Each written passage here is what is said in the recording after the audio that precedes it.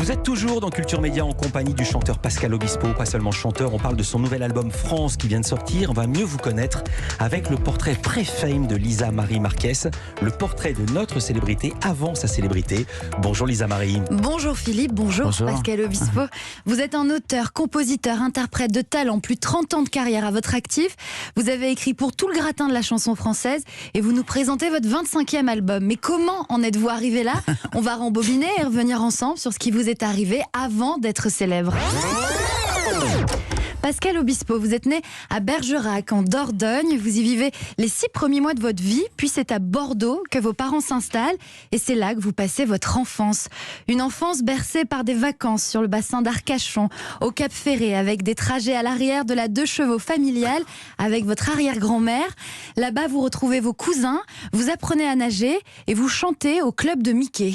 Ouais. Au Club Mickey. Au Club Mickey, oui. Au club Mickey. Et je chante une chanson de Claude François. Laquelle? Le mal-aimé. Non mais c'est un truc qui me suit, hein, t'inquiète. C'est vrai. Ça commence très jeune. Hein, Pascal Obispo, enfant, vous pratiquez le basket, vous adorez ça et vous vous destinez même à une carrière de basketteur professionnel. Ouais. À la maison, le samedi soir, vous êtes devant la télé et c'est comme ça que vous découvrez la musique dans les émissions des Carpentiers, Top A et Numéro 1.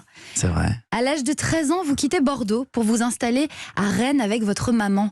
Vous débarquez dans le vivier de la musique rock. On est à des années-lumière des Carpentiers. Ça, c'est sûr. Et de France Gall. Ouais. Vous découvrez The Cure. Et puis, il y a aussi le groupe de rock rennais Marquis de Sade. Vous écoutez sans arrêt, non-stop, tous les disques qui sortent. Vous endossez l'uniforme noir. Vous tapissez votre chambre de vous posters. l'avez toujours tous les deux, l'uniforme noir. Je dis juste ça. Ouais. Et de photos de Philippe. Ouais. Puis, adolescent, vous allez traîner dans les bars et les boîtes. Vous ne manquez pas le festival des transmusicales pour écouter encore plus de musique avant de vous lancer à votre tour. Vous prenez 2-3 cours de guitare, mais c'est surtout seul que vous apprenez à jouer et vous créez avec des copains de lycée votre premier groupe, les Words of Gut. Vous avez 18 ans, vous êtes à la guitare et les Words of Gut, ça donne ça. Ouf. Super. Voilà, c'est sans moi.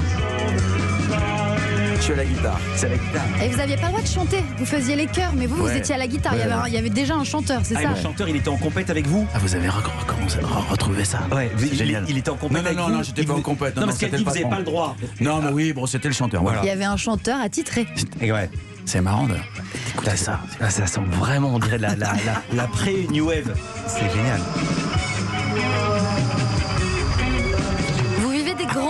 Avec ce groupe, les concerts à la Chaumière sans être payés.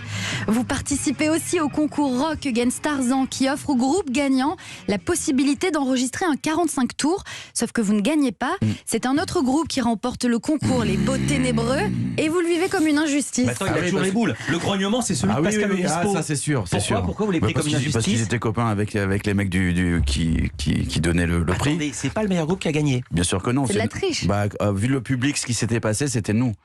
Voilà, c'était nous, c'est sûr que c'était nous. Et puis voilà, ça a été vraiment une injustice. Mais je me suis vengé plus tard. Voilà. Mais les gars, maintenant, ils sont livreurs, ils vous entendent dans leur camion. Non.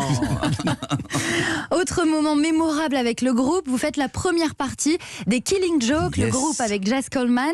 Ils se produisent à la salle de la Cité à Rennes devant 2000 personnes et vous jouez en première partie. Génial. Un grand moment, mais aussi l'un des derniers puisque le groupe se sépare peu après. Il y aura ensuite le groupe Evening Legends, puis Senso avec Franck Darcel des Marquis de Sade qui vous engage d'abord comme bassiste puis chanteur. Et votre tout premier concert en tant que chanteur se déroule en Bretagne et il y a 13 personnes dans la salle. Vraiment 5 payants, je crois. 5 payants. C'était les gens de la boîte, oui, c'était une vraie. Vous étiez combien sur scène? Il y avait autant de musiciens que de payants. Ouais, quasiment, c'était ça. Ouais. Ça forme, hein. Ah oui. Après, quand on est de jouer devant 40 000, bon, on a plus peur parce que c'est plus dur devant 5 personnes. Et puis ça apprend la modestie et ça apprend les bides aussi. Oui, c'est bien, c'est important. Puis vous décidez de faire cavalier seul et vous débarquez à Paris. Vous êtes d'abord vendeur à la Fnac au rayon disques, bien sûr. Et ce n'est pas la première fois que vous vendez des disques. Vous avez l'expérience à Rennes chez Nuggets. Exactement. En 80... Elle a bossé, mais grave, c'est beau, merci. On sait tout.